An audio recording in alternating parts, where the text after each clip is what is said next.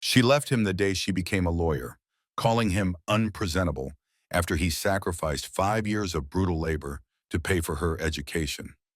7 years later, she showed up, soaked in rain, broke, and begging for the life she threw away. But Elijah Monroe wasn't the same man anymore. What happened next will leave you speechless. Elijah Monroe's hands were already calloused by 27. 10-hour days hauling rebar and pouring concrete didn't leave much room for soft edges. But beneath the grit, he carried blueprints, literally and figuratively. He sketched buildings on napkins during lunch breaks, read architecture textbooks by flashlight in his garage apartment, and held onto one stubborn dream: Georgia Tech.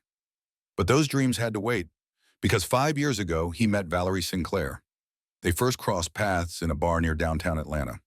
Valerie walked in with law books tucked under her arm and debt in her eyes. She was saving every penny, eating peanut butter sandwiches to make it to law school. They were two strivers, elbow deep in hustle, hearts full of fire.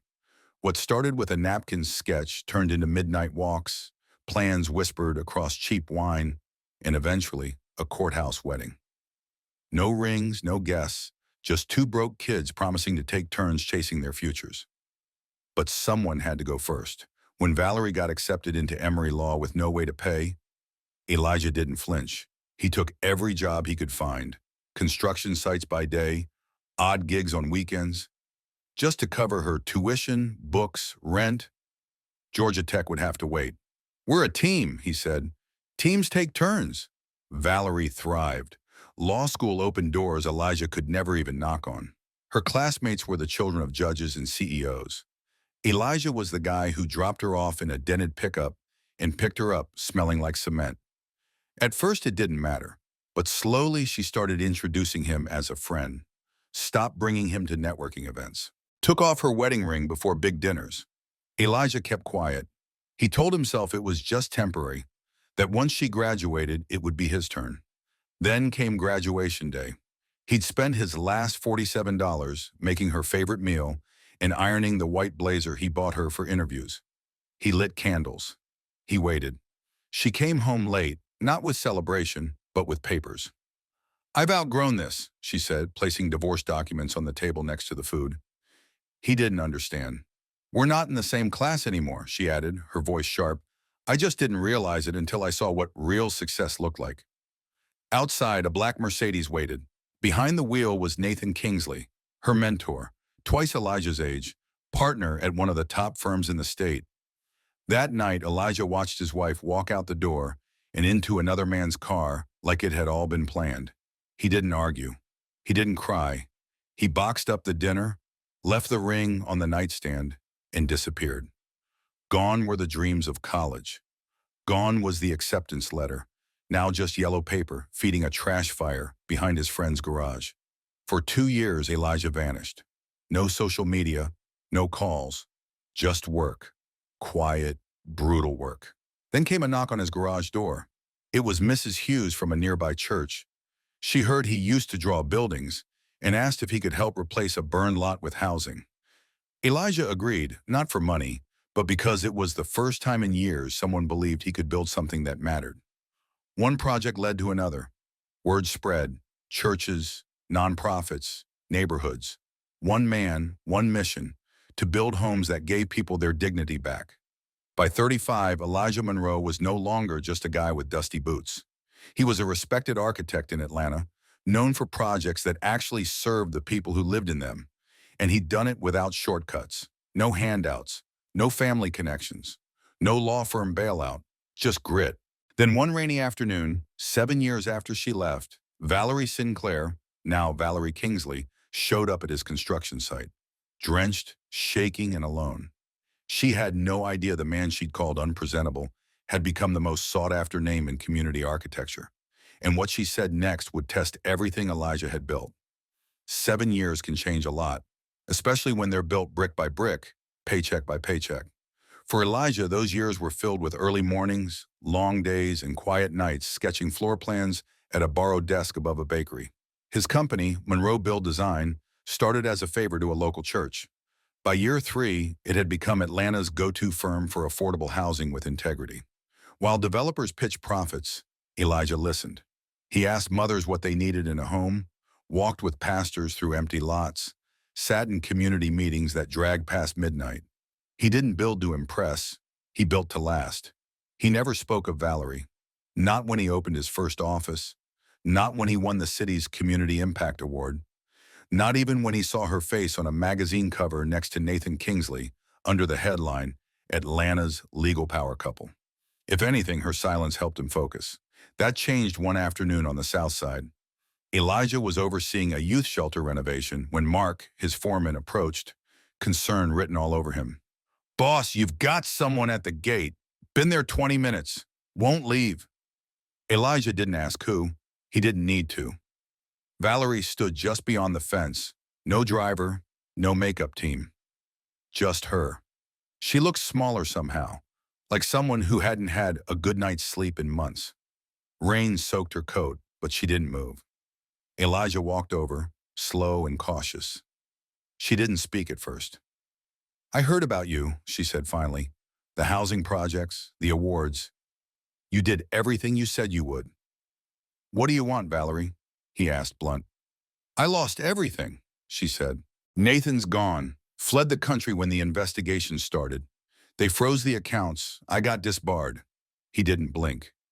"I'm living above a laundromat," she continued, "editing legal documents for paralegals who don't know my name. I eat boxed mac and cheese. I pawn the jewelry. The condo's gone. And I was wrong, Elijah." Workers nearby slowed down, pretending not to watch. The site had gone quiet. "I was young, stupid. I thought status meant security. I chased the version of success everyone said mattered, but it's empty without someone real beside you." Elijah didn't speak. He looked at her like a man seeing a stranger wear the face of someone he once loved. "I don't care if you're married," she added, her voice shaking. "Just let me be in your world again. I still love you." It was a line he'd once imagined.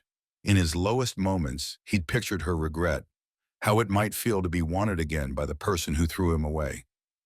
But now that it was here, all he felt was distance. "You don't love me," he said calmly.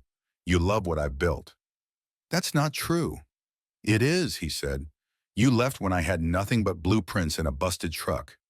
Now I have something real, and you want a piece of it. But love doesn't work like that. It's not something you pick up again when everything else falls apart." He didn't yell. He didn't humiliate her. He just stood there, steady as the buildings he designed. She took a step forward. "Please." He took a step back. "I already gave all I had to someone else." And with that, he turned and walked away, toward the sound of hammers and hope, toward the life he built from ruins. Behind him, Valerie stood still, rainwater running off her coat, her past decisions echoing louder than the storm around her. Elijah didn't look back. Not when she called his name. Not when the workers paused to see if he'd stop. He walked across the muddy lot, past scaffolding and wheelbarrows, and disappeared into the site trailer. Valerie remained at the gate, arms wrapped around herself, waiting for something that wasn't coming. Inside the trailer, Elijah didn't sit. He just stood by the window, watching the rain blur her outline until she became just another shadow in a city full of regrets. That night, he went home to the woman who had stayed. Sophia Wells Monroe met him at the door, their son, Micah, on her hip, smiling with two new teeth. Elijah bent to kiss both of them. No words about the day, no need. Sophia could see it in his eyes. Whatever happened, it was finished. 2 days later, the footage went viral. A construction worker had recorded it on his phone. The soaked woman at the gate, the quiet conversation, Elijah walking away without anger or malice. The caption read, "My boss's ex-wife showed up broke and begging. He didn't even raise his voice." The video struck a nerve. People didn't see just a man rejecting an ex. They saw dignity, restraint, a man who had every right to lash out, but chose grace instead. In the comments, strangers pieced the story together. "Wait, is that the architect from the AJC feature? She left him for that lawyer who fled to Dubai, right? I remember their wedding photo. She looked like she was marrying up." "Guess not." Elijah didn't respond. He issued no statement, but requests poured in for interviews, podcast appearances, speaking events. He declined them all. His focus remained on building homes, not headlines. But the past, once awakened, doesn't go back to sleep quietly. Valerie saw the video too. She sat alone in her studio apartment, watching herself from a stranger's phone screen. There she was, pleading in the rain. And there he was, calm, in control, walking away not because he was cold, but because he had outgrown the space where she once mattered. For days she didn't leave the apartment, not out of shame, but because for the first time she understood something brutal. Elijah's silence wasn't anger. It was closure. Meanwhile, Elijah's firm landed its biggest project yet, a multi-block housing development backed by a coalition of churches and city leaders. At the groundbreaking, cameras rolled, officials spoke, and Sophia stood at his side holding Micah. No one mentioned Valerie, but not far away, watching from the crowd, she stood unnoticed. She wore borrowed clothes, stood behind a tree, and said nothing. Just watched. When Elijah stepped to the mic and thanked his team, his partners, his wife, Valerie knew her chapter had truly closed. Not because he hated her, but because he'd healed. The fallout from Valerie's collapse wasn't just personal. It was public, and it was brutal. Nathan Kingsley's empire didn't just implode, it detonated. Investigations revealed shell companies, illegal transfers, and a maze of offshore accounts. Valerie's name appeared on over a dozen documents, approvals, authorizations, notarizations. Whether she knew what she was signing or not didn't matter to regulators. Negligence is still complicity. She was disbarred within 6 months. No appeals, no second chances. One day she was headlining legal panels. The next she was explaining gaps on her resume to paralegals half her age. The condo went first, then the car, then the jewelry. The name Valerie Kingsley no longer opened doors. It triggered red flags. She ended up renting a room above a laundromat. The hum of machines ran 24/7, a constant reminder of how far she'd fallen. Each morning she applied for jobs she'd once been too good for. Each night she took freelance gigs, proofreading, editing, formatting court filings for junior attorneys who didn't recognize her name.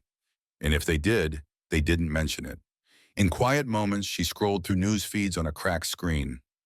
Elijah's name kept appearing, never in gossip, never in scandal, just steady headlines about new developments, community wins, and city awards. Monroe Build Design had become more than a firm. It was a symbol of what Atlanta could be if someone cared enough to listen. People trusted Elijah not because he was rich or connected, but because he delivered. He kept his promises. Each success of his was another echo of what she'd left behind. When Micah turned 2, Elijah and Sophia threw a small birthday party in the park. No press, no sponsors, just friends, co-workers, families who lived in the homes Elijah had built. Valerie walked past that park later that evening and saw leftover decorations near the playground. She recognized the style. Elijah had always been the one to set things up. Never flashy, always thoughtful. That night she didn't cry. She just sat on the edge of her bed and stared at the wall, the weight of her choices now too real to escape. She began to understand something she hadn't seen before. She had left Elijah because she thought success was somewhere else. That it wore suits, drove foreign cars, and signed checks from glass offices. But real success wasn't loud. It didn't need to be. It looked like homes with working plumbing, like safe playgrounds, like people calling you back not because of your title, but because of your character. And Elijah had built all of it from nothing, without her. At first she thought about calling him, just to apologize, even if it didn't change anything. But each time she reached for the phone, something stopped her.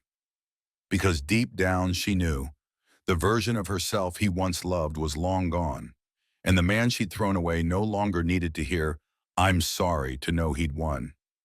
He wasn't proving anything anymore. He was just living well. Valerie showed up one final time, not to plead, not to fix anything, just to return something. It was early morning when Elijah arrived at his office, a modest brick building on the city's west side, now expanded with a small team of designers, planners, and interns who believed in his mission.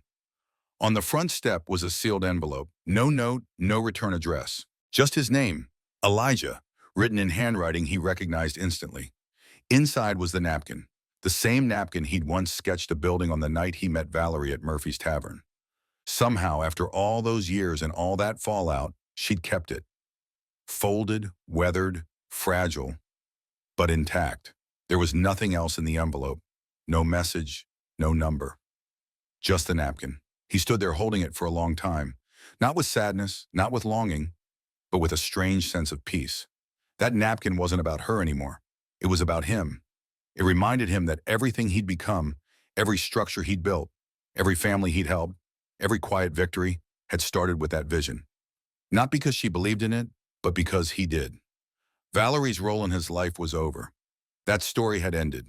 But the one he was still writing, with Sophia, with Micah, with the neighborhoods he served, was only just beginning. That evening, he walked into the kitchen where Sophia was prepping dinner and handed her the napkin. "What's this?" she asked. "Something old," he said. "That doesn't matter anymore." Sophia glanced at it, nodded, and tucked it into a box where they kept Micah's first drawings, family keepsakes, and letters they'd written during hard seasons. She didn't need the full backstory. She already knew enough. That night, Elijah rocked Micah to sleep and stepped out onto the porch. The skyline was visible in the distance, dotted with high-rises and cranes, symbols of progress that didn't always mean improvement. But he wasn't building for profit or prestige. He was building to outlast mistakes, to offer people the kind of shelter he never had when everything fell apart, to give others what he once gave away freely: stability, loyalty, hope. Valerie, for all her regret, had made her choices, and she was living their consequences. But so had he. He'd chosen to stay quiet when it hurt, to start over when it felt impossible, to grow when it would have been easier to collapse. And that's what made all the difference. Elijah never got revenge. He got something better. He got to become the man he was always meant to be, and the kind of father who could teach his son the value of building, not just reacting. In the end, Valerie's story wasn't about betrayal. It was about what happens when someone mistakes potential for permanence, when they believe success is measured by wealth, not by purpose. Elijah didn't just survive her departure, he thrived in spite of it. And that was the real victory.